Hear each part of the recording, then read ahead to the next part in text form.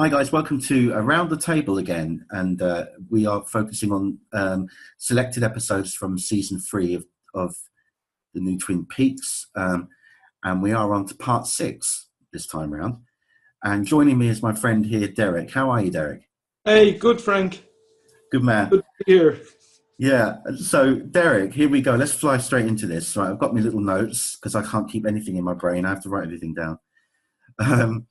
So it opens as it did from its continuation, basically, of the end of part 5, where Coop, as Dougie, is standing by that statue. You know, looks like a military or FBI thing, and he's standing there and he's playing around. He seems to be disturbed by his jacket sleeve. He's pulling at it all the time and all this, on it, yeah. And then that cop comes back because he said, like, yeah, I think you need to move on, sir. You're not, you can't loiter here. And Coop has a fascination with the police's badge. He's always reaching out for the badges, So I think what's happening, obviously, at this stage, in each episode, you see some sort of recognition coming back for him, Just slowly teasing us that he's going to come out of it. Yeah, very slowly. Yeah, 16 episodes, I think it was. Yeah. That was a long process, yeah. But it was interesting because he's got some kind of idea. He's thinking about lawman, FBI. Well, he hasn't quite got the FBI connection yet, but he sees the badge as some kind of status thing, and something is dawning on him. But the police bring him back. They get him back, and they bring him. Somehow he winds up back at his house, Jamie E's house, because the only thing he remembered was the red door. He couldn't remember the name of the street or anything. But Jamie E's gets him in, thanks to cops, and makes him a sandwich. He's just munching away quite calmly. She's chatting away to him and there's no response. It's kind of funny. I think she feeds Dougie the same way she feeds Sonny Jim. Yeah. It's like, and even when she was saying you have to go upstairs to Sonny Jim, she kisses him on the top of the head. Which I don't know many wives that kiss their husbands on the top of the head. Yeah, it was kind of a bit more maternal, wasn't it, rather than loving, Yeah, but that's quite funny as well when she says go upstairs to kiss, say goodnight to Sonny Jim, and he walks straight past the stairs. He goes, Dougie. He makes his way up, walks straight past the boys' room, and then comes back again. And it's the first words we hear of Sonny Jim speaking, because up to that point he never said a word. No. He always just giggled at he was amused by Dougie. But this, and it's interesting the first line he says as well, because Coop offers him a potato chip that he's munching on, and he goes, I haven't brushed my teeth yet. Sonny Jim, is his first line. And that harks back to what Cooper said, I need to brush my teeth. Oh, at the end of the second series. Season 2, I think. He and needs kids to brush have his teeth, and he says the reverse, I haven't brushed my teeth yet. Kids in Twin Peaks seem to be more in tune sometimes than the adults. Yeah. That they're closer to what's going on in the supernatural part of it or something. They pick up on these things. They do. They got a good instinct, haven't they, like that? Yeah. Yeah. So that was quite a nice little exchange with him and Sonny Jim. And they're playing he's got this light that when they clap, it goes on, clap again, it goes off, and Dougie's kind of getting into it as well. And but then Naomi Watts is quite funny. She does some great filthy looks at Dougie, looking down like him like that. And she calls him downstairs, and of course these guys have been after him for money. He probably said the worst thing possible. Jade gives 2 rides. Yeah, and he said it with such vigor. Yeah, like when you don't say much and then you say that, it's like, oh God, Dougie. And I think Janie says, "I bet she did." Yeah. Naomi Watts Does or something, yeah. brilliant in this. So there was a couple of funny little moments in that from Naomi, and then of course they get a call. She answers, and it's these guys like they want to meet up and they want this money back, and stuff like that. And she gives them a bit of what for on the phone, and gives him "You're in a doghouse," all this kind of thing. Of course, he's just completely, out of it anyway. He's not really taking it in. But those case files are interesting. That section, where he's got the case files in front of him that he got from Bushnell, and he opens them up, looking through, and then you see these little lights, these little tiny flickering lights that appear at certain points of the pages, and he guides his pencil to those spots and starts doing these drawings on it, And it's like, remember the green lights was when Tom Sizemore was telling a lie? Yeah.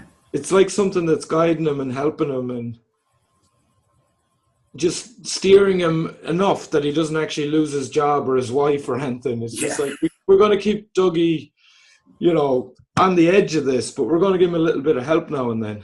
Yeah. Yeah, it's interesting. So do you think this is the logs helping him at that point? Yes. With that? I think it could be because the next season as well is Al Strobel. So. Oh, yes, he appears. That's right. One arm Mike.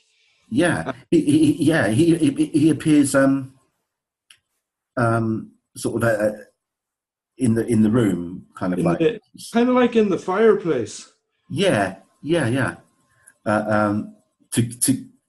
To kind of impart something to him. It's really urgent, and he says, "Wake up," to Dougie.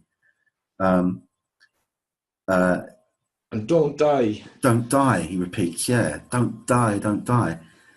So Dougie's come. What was that? And then he fades out again. He's gone. But it's like he's kind of really trying to help him or push him forward, But it's just not the time yet.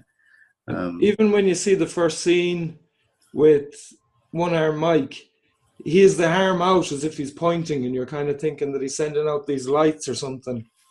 That's his way of going through the boundaries and helping out Dougie here. Yes. Yeah, I think you're probably right. He probably was doing that. Yeah. Because it's interesting because it happened around the same point. So he starts doodling on these,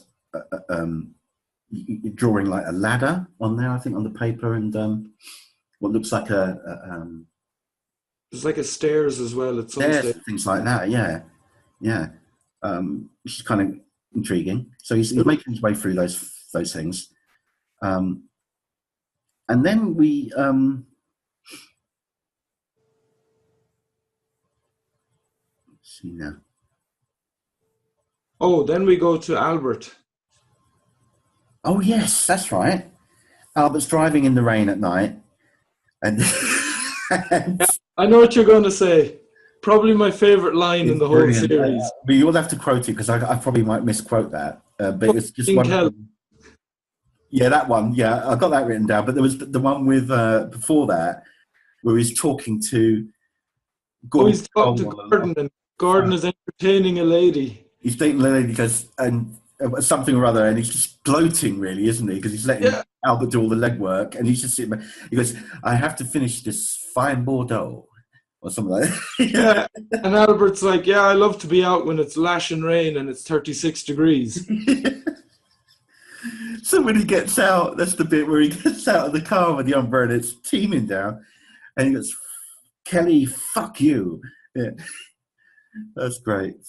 That's Gene Kelly, of course. So people don't realise. Yeah, so it's really wonderful. So he goes into the bar, and there's a woman there with her back turned, and he calls out the infamous name Diane. Yes. And this turns around, and it's Laura Dern, who a lot of people thought would be playing Diane. Actually, I think she was on the top 3, top 5 list. Yeah, it was probably my guess, just because we know how much David Lynch likes to work with Laura Dern, Yeah. and and I think watching it at first, and then I was listening to podcasts, and they were like, Diane might have a big part in this, because we were just watching it at the time and thinking, and we realized she had a big part. So it adds up. But there was something interesting. The name of the bar was called Max Von, which was one of the characters in Sunset Boulevard. Ah, I see, yeah. And Yeah. Gordon Cole got his name from a character in Sunset Boulevard. Yeah. So I love how even, 2 seconds of a clip of the name of the bar. There's so much little Easter eggs in this for us. Yeah, all these little subtle little things, and if you get them, then they're great, and if you don't, you don't. But it's and then we meet Red again, played by Balthazar Getty. This kind of lockup area or something with these machine gun henchmen next to him, and Richard Horne's in there, and he's just obviously snorted some sparkle, isn't it? Or powder up his nostrils, yeah, sparkle, I believe, yeah, and he's getting quite high, and but Richard is like laying the law down, he's like, if you're going to work for me, this blah blah blah, there's things you need to know, you're not as hard as, you're not as tough as you make out, kind of thing. And all the bullet holes in the background. Yeah, it's not a very pleasant place, and you can tell that Richard is out of his depth at this point, because up to that point he thought he ruled everything, One thing it reminded me of was Balthazar Getty looked like a skinny, younger version of Quentin Tarantino. Yeah. Which kind of says a lot for the scene that's in it. It's so over the top. Yeah. Like, if that guy fired a gun in an enclosed space, he'd probably wipe out half the neighborhood. And it's something that Tarantino gets away with in movies, and David Lynch gets away with. Certain people can get away with these things. Yeah. And, it's over the top. And if it was in another movie, it'd be like a D-list movie or something, Yeah. But because it's David Lynch, we love it. Oh, yeah. And I know Tarantino was quite rude to David Lynch after Fire Walk With Me, but maybe he's forgiven him and given him a little nod there. Maybe so, yeah. Yeah. It reminds like something like out of Reservoir Dogs or something. Yeah. I love it. It's got that kind of vibe a bit, isn't it? But it's interesting because he starts doing these magic tricks. Red starts doing these tricks with a coin, which is kind of interesting. It throws up in the air and it just kind of hovers there. And then it appears in Richard's mouth, So there's all this kind of stuff going on. It's just like really like toying with him, basically. At first, when I watched it, I thought, is it magic or is this kid just on a load of drugs? Yeah, you wonder if he's actually just hallucinating all that. Yeah. Don't call him kid. I love that bit. And he says it again, doesn't he? He says it again just to wind him up, yeah. And I have to say, Eamon Farrell, the Australian actor that played Richard Horne, was absolutely brilliant. He was. He was. I think it was his birthday today or yesterday, so if he is listening... Eamon Farron, I think his name. Yeah, Eamon Farron, sorry, yeah. Yeah, that's great. Yeah, they all do a good job in that scene, actually. It's very tense. Then we get Carl at the Carl Rod, the wonderful Harry Dean Stanton, who's very much missed, in the New Fat Trailer Park, who's heading into town, and he has his own little dial ride in there, basically. The guy comes around the corner and just picks him up, and this guy Mickey hails the ride as well. And this is when we hear about this name Linda. Yes. For the I only picked up that you're watching today. Yeah. Now, at this point, Derek, we don't know that's the Linda that the giant was talking about, Richard and Linda. We know who Rick. Well, we gather at this point that Richard is Richard Horne, but Linda is, outside of that, it's the first time it's been addressed since, and we don't really get much any more on Linda, do we? Really? No.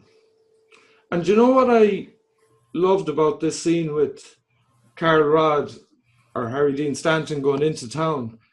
I don't think Harry Dean Stanton had to change anything about his personality for this bit. That was just Harry Dean Stanton, basically. Yeah, he just said, "I'm smoking for 75 years," Yeah. and and then he's, the hammer coming down, and that's actually, I found that a difficult scene to watch because you kind of knew that maybe this is the last time you'd see Harry Dean Stanton on screen. And he went from one trailer park to another, the Fat Trout to the Twin Peaks one. That's right. Yeah. So it's a nice little scene, just him sort of chatting and smoking away there and stuff. And then we're in the double R. Yes, with two cake. Yes, that's just before that, isn't it? With the lady at the girl at having the cherry pie. Yeah. And Heidi, we see Heidi again, which is quite nice, doing a famous giggle. Still giggling away, yeah. I'm going to put that giggle as my ringtone for a text message and just annoy everybody when I'm out in public. But it's a nice little sort of scene between the two of them, and then they're all very jovial in that. And she orders 2 coffees to go and leaves the double R. Now, of course, she's connected to what happens next, or later rather, next episode or so, I think she comes into it. But anyway, she's a witness to what's going to happen next. And what happens next is obviously not pleasant at all. We have a mother and her son playing chase kind of thing, Yeah. Mother is played by Lisa Coronado, and the boy, I can't remember his name, but they got on. They clicked very quickly and done scenes, and it was great. But of course, we've got Richard, getting more erratic behind the wheel in that truck because he's high as a kite, and so he tries to beat the stop sign, on the road, the crossing. Now really, the person to blame here for the death, if you think about it, is the driver that ushers the kid to cross over, not looking if there's anything coming behind him. Yeah, he beckoned him. He beckoned him over, thinking it was all right. Of course, the boy runs out into the street, and smack, Richard runs him down. And Richard's reaction wasn't, "Oh no, I've killed a child." It was, "I told you to get out of the way. Yeah. I'm going to keep going." And he just kept going, yeah. He didn't stop. But as he was driving by, that the girl, the woman with the coffees sees him. Yeah. So that will come back to haunt her later. But this is the same intersection as... It's the same place. Was it the Sparkwood 20? No, it's not that one, is it? It's the one where... Oh, it's the one with Moe's Motors, isn't it? Firewalk with Me, where... where the one-armed man pulls up to Leland's car. That's right, isn't it? Yes. Yeah. So that's 2 weird things that have happened at that intersection. So yeah, we got that. And of course, it's a very sad scene. Carl goes over to the woman and tries to comfort her, and we see this kind of ethereal thing happen where you see this kind of golden light or whatever it is, like mist or whatever, gliding from the boy's body into the air, through the power lines, the power line. Yeah, that's right. And there's lots of things going on there because it does a shot of the number 6 on the pole, the power pole, doesn't it? After that, so I wonder if this is a bit of an allusion to Ronnie Rocket that was never made, about the kid with electricity. Could be. David Lynch could be like it could be. Yeah. But it's kind of interesting, electricity kind of elements there, or going on, and then we have like this is an interesting bit though, Derek, because we don't know where, there's like these instances that happen in the episodes where you sometimes don't get a handle on what day events are happening, because it seemed like an age ago, but it was probably only an episode or 2, where Dougie's car got blown up by those 2 thugs. Now we're just seeing the cops arriving at the scene and removing the wreckage. And that's like 3 episodes on or whatever it is, you know. So these things must be set the same day.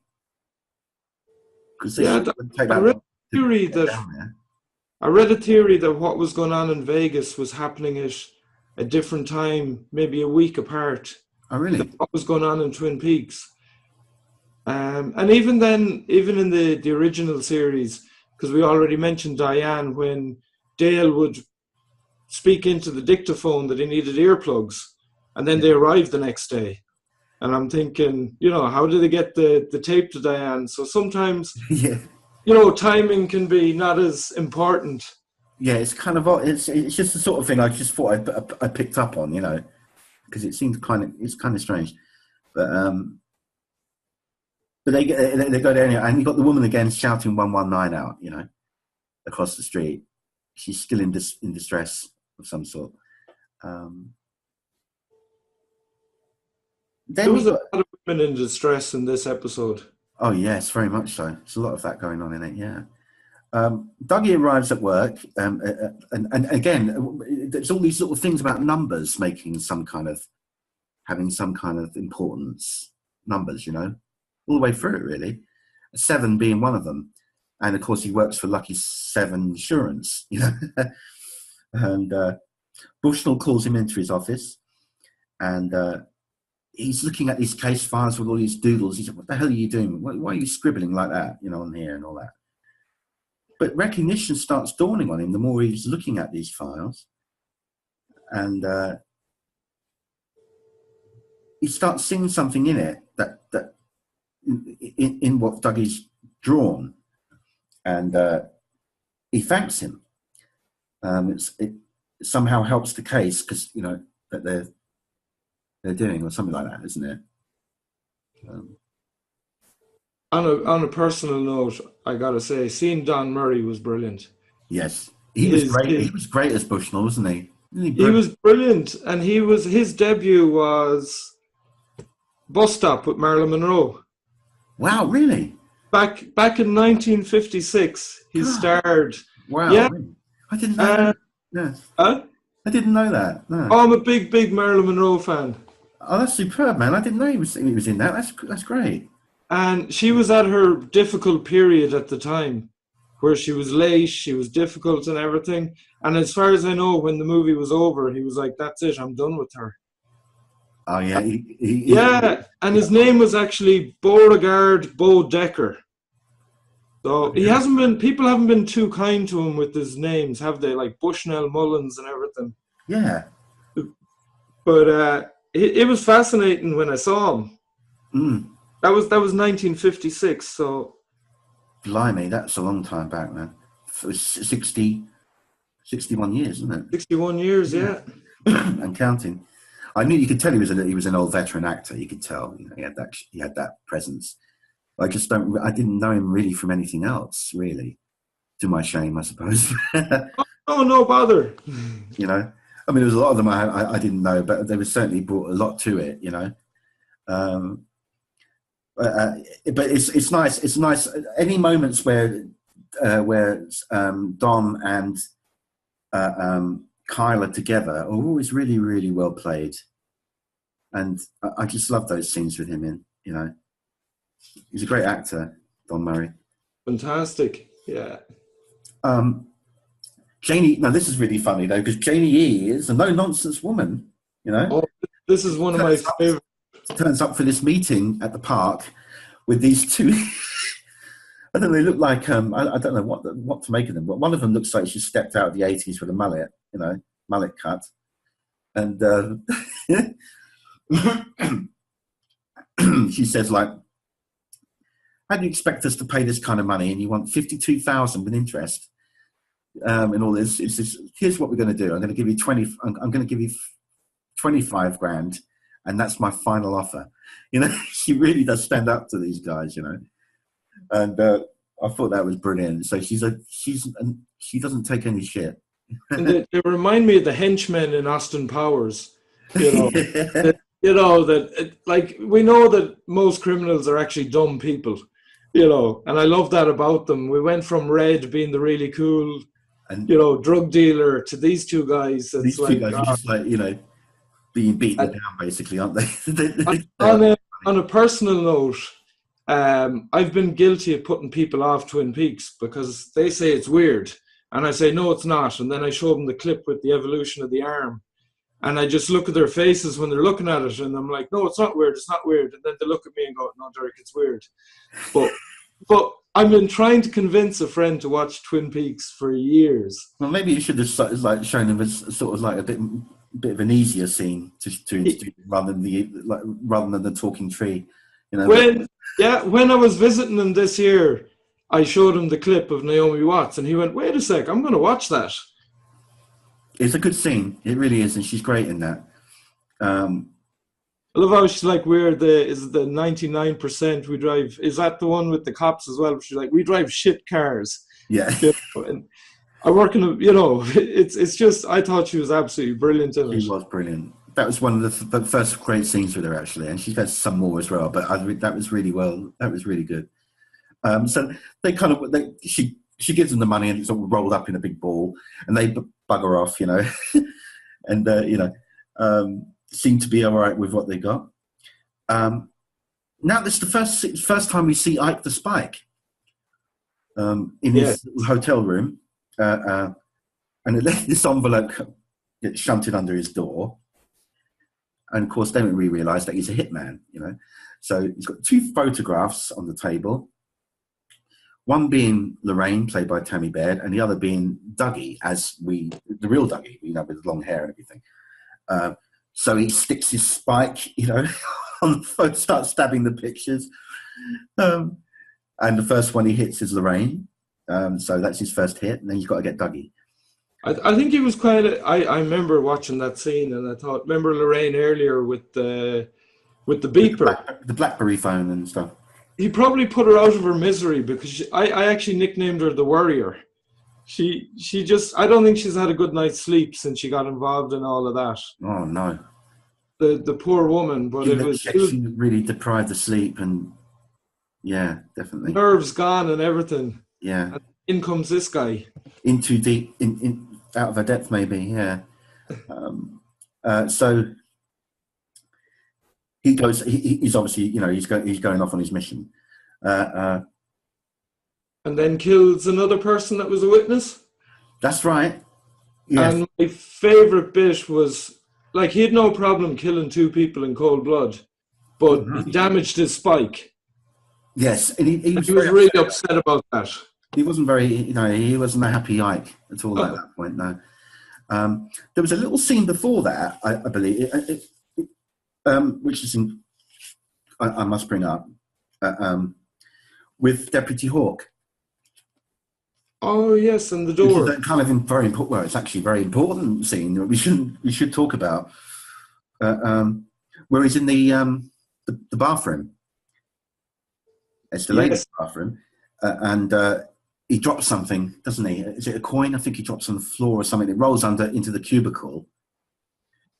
And there's the hint from the log lady. And there we have something. We have a clue, a big one. Someone stored. I want to know your theory on who you think put that in there as well, Derek. He prizes open the door and rips it, cuts it down, and finds these pages, and they are actually pages from Laura's diary. They look very pristine as well. Don't look like they're 25, 30 years old, really, do they? But, I'm trying to think of this scene. What do you make of this scene? I think I'd have to go back and look at it again, but the time they arrested Leland Palmer. Yeah. But I don't think he was, brought around the police station. He was brought in with Benjamin Horn. I don't know who left the pages there. But it is important. It kind of tells Hawk that this is going back to what happened years ago. Yes. That this is, the whole Laura Palmer, Cooper, everything it's not done with. Mm. But what's your theory for the pages? Who put them there? Well, they weren't all the pages either. No. There's still some missing. So that's definitely not all of them. But there's some clues in there. There's a bit about Annie in there as well, I believe. Yes. And I think it's the first time that Annie gets kind of like name dropped. She doesn't really get mentioned much at all in this series, but there is a point where they do mention her there. But I don't think it's not in this particular episode. It's later. I'm jumping a bit there, I think. That's when he's sitting with Frank Truman, I think, showing them stuff. Yeah, that's later. But yeah, there's little clues. There's something for them to go on, and it's bringing back memories, because they seem to be a little bit. Things have been forgotten as well. The characters seem to be a little bit. Something's not quite sitting right with their memory, And I think it was something like earlier when Ashley Judd asked Benjamin Horne, what was this to do with when the key arrived? And he's like, just something that happened 25 years ago. As if it was like, we went on holidays 25 years ago or something. But yet it was like one of the most important things, it tore the town apart at the time. Yeah. So it's just sort of to brush it off like that, it's kind of, there's definitely something not right, rather. This thing's very strange with the characters for reasons, I'm sure, So that's the next clue in it. So that's kind of like driving us forward a bit with things. And then we have a performance in the Roadhouse again with Sharon Van Etten, I believe. Yeah. Did you like this track, Derek? I did. It wouldn't be my normal type of music, but I did actually enjoy a lot of the Roadhouse music that was going on. Yeah. And I loved even with the, like, a small town and they're getting the 9-inch nails, or as they call them, the 9-inch nails. 9-inch nails. I think they were the tribute act, yeah. Yeah. And, they got all these great bands and everything. And it's like, and nearly every episode ending with the Roadhouse. Yeah, there were a couple of exceptions, but mostly there was a performance at the end of each part, yeah. So that's literally it, really. That's that. You just got the titles going up, and that's the part 6. But there's a lot going on in that one. Yeah, I didn't. When you mentioned it to me, and I rewatched it, and I went, "Wow, there was a lot in this episode." There was new characters that introducing and stuff like that as well. That would be in it again, and any episode with Chad is a good one. Yeah, I mean, he's just. I love the guy. I just think he's. If he was a friend of yours, you'd probably beat him up on a regular basis, but you'd still invite him to your wedding. He's just one of them. I wouldn't want to go on a stag party with Chad. I think Chad though would be the kind of person that would actually be the one that would say, after the priest says, "Does anyone please step forward if you feel that this wedding shouldn't go ahead?" He'd be the one that would step forward. Yeah, unshaven, with the shirt hanging out. He'd wreck it, yeah. And a list. So we're done, Derek, and I just want to say thanks so much for joining me. By the way, for inviting me. It's been great. It's been lovely talking about it. Hope you guys enjoyed it as well, and we'll be back with some more episodes very soon. So until then, guys, take care. Bye-bye.